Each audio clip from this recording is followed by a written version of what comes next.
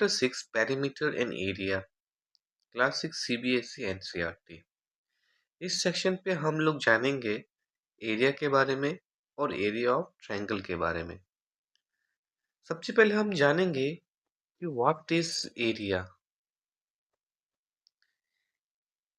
कोई भी एक क्लोज फिगर जैसे कि ये 3 है, इसके अंदर कितना रीजन रहता है उसको एरिया कहते हैं। ये जो आप ग्रे कलर का शेड देख पा रहे हैं, ये रीजन कितना है हर एक फिगर में। ये इनक्लोज्ड रीजन को एक फिगर के अंदर जो रहता है उसको एरिया कहते हैं। हम अब जानेंगे इनके कैलकुलेशंस के बारे में कि हम इसको कैलकुलेट कैसे कर सकते हैं। एट फर्स्ट चलिए पहले हम लोग लेते हैं एक रेक्टेंगल को, जिसका मान के चलिए कि 5 मीटर लेंथ है और 10 मीटर ब्रेथ है। और ये रेक्टेंगल है ए बी सी डी। मान के चलिए कि हमने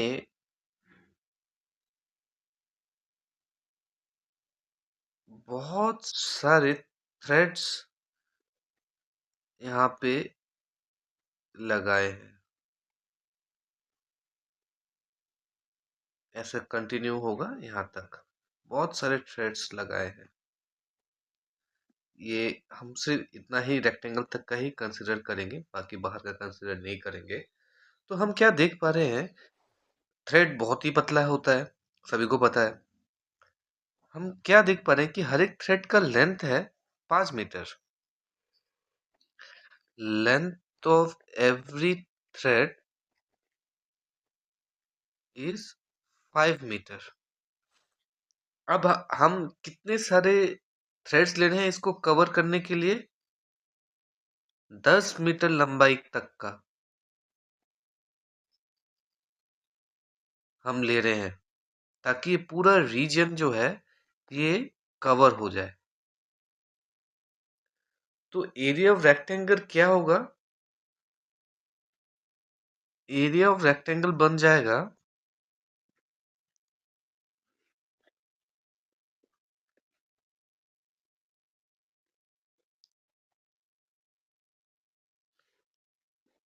लेंथ इनटू ब्रेथ। इस केस में क्या बन जाएगा? 5 into 10 is equal to 50 metre square. Remember कि एरिया का जो यूनिट होता है वो स्क्वायर यूनिट होता है, स्क्वायर यूनिट पे मेजर होता है। ये मीटर है इसलिए मीटर स्क्वायर, सेंटीमीटर होने से सेंटीमीटर स्क्वायर होता है।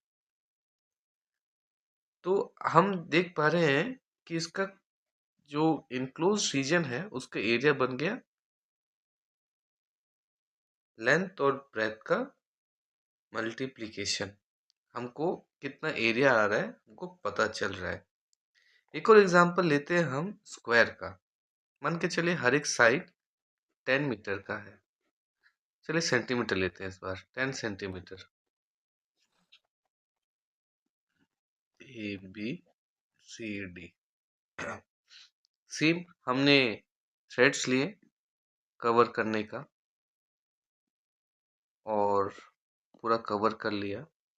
तो हम कितने सारे थ्रेड्स ले रहे हैं? हर एक थ्रेड का साइज लेंथ है आपका 10 मीटर, 10 सेंटीमीटर। और 10 सेंटीमीटर तक का ही हम पूरा लेंथ ले रहे हैं ये स्क्वायर को पूरा थ्रेड से कवर करने के लिए। तो एरिया ऑफ स्क्वायर क्या हो गया?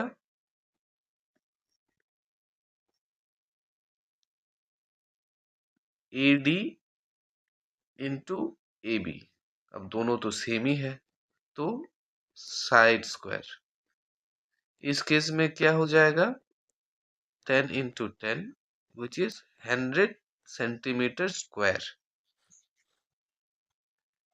अभी हम एरिया ऑफ ट्रायंगल देखेंगे। सपोज ये ट्रायंगल हमारे पास दिया है ABC। हमने इस ट्रायंगल पे थोड़ा कंस्ट्रक्शन कर दिया। हमने इस लाइन को यहाँ से जोड़ा, इस लाइन को यहाँ से जोड़ा और इस लाइन को यहाँ से जोड़ा।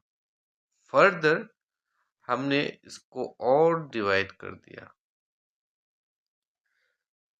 और हम अभी हर एक पॉइंट का नेम दे रहे हैं DEF। हम देख पा रहे हैं क्या कि ये जो BF है ये इस फिगर को 2 इक्वल हाफ्स में डिवाइड कर रहा है ना। दो रेक्टेंगल मिल रहे हैं हमको, DBAF एंड BECF। हम लोग के पास दो रेक्टेंगल है।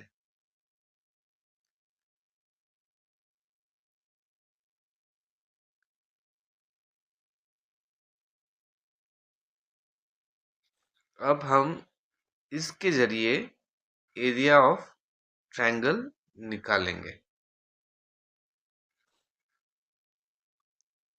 Area of triangle ABC। देखिए कि ABC ट्रायंगल का एरिया निकालना is equivalent to area of ABF and BCF। ये ट्रायंगल और ये ट्रायंगल का अगर हम ऐड करें तो हमको एरिया ऑफ ABC मिल जाएगा। हम अगर और ध्यान से देखें इस फिगर में तो एरिया ऑफ ABF जो है, ट्रायंगल ABF, ये नथिंग बट ये रेक्टेंगल जो है हाफ ऑफ रेक्टेंगल ADBF है। इस रेक्टेंगल का हाफ एरिया है ABF और एरिया ऑफ BCF है हाफ सिमिलरली इस रेक्टेंगल का BEFC। तो अब हम अपना ओरिजिनल जो हमने बोला था उस फॉर्म पे जाएंगे। एरिया ऑफ ट्रायंगल ABC निकालने के लिए हमको फिर क्या मिल जाता है, half times area of ADBF plus half times area of BEFC।